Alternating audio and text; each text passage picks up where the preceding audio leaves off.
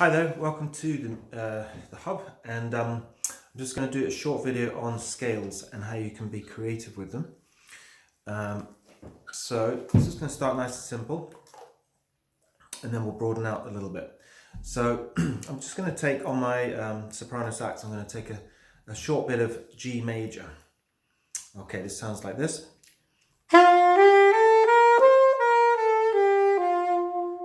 So I'm just playing it up and down as we might usually do.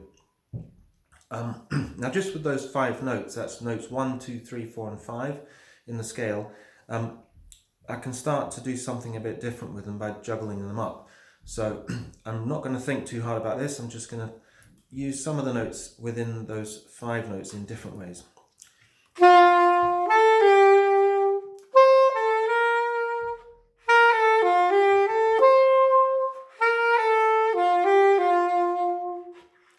Okay, you can already see it becomes a bit more tuneful, a bit less like a pattern, but I'm still just using those 5 notes. Okay, then I could make it a bit more rhythmic perhaps. And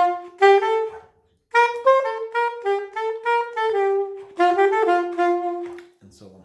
Okay, now if you want to extend it further, if you're able to play more than 5 notes with the scale, usually we would play in octaves.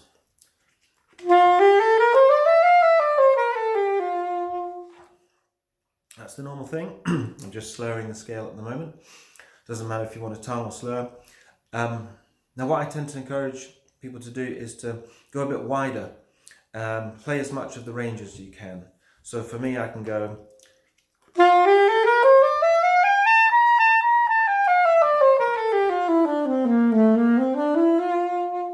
something like that. Covers most of my range. Okay, and then if I do the same kind of thing and I just let the fingers wander around the notes, of course, first of all, you need to be comfortable with those notes and the key signature involved. So in G major, we've got 1 sharp, which is an F sharp. And that's a very common scale that we learn on clarinet and sax early on. So as long as I've got that F sharp in, and I can hear that it's the major scale too, can't I? If I forgot the F sharp and played an F, it would come out like this. That's a different scale. Okay, on the G major scale then, I'm going to go back to my extended scale across all the notes that I can comfortably play, for instance, or that you could manage on that scale, and let's wander around.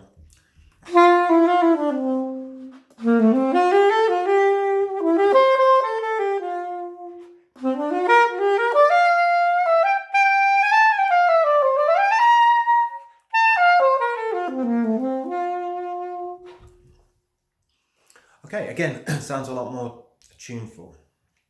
Let's try something rhythmic.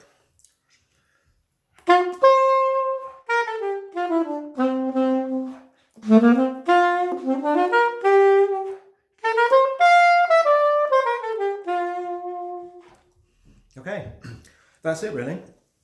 And then you can just let it go from there. Once you get comfortable with the idea of that, you can just get more creative. And let me just try something else. There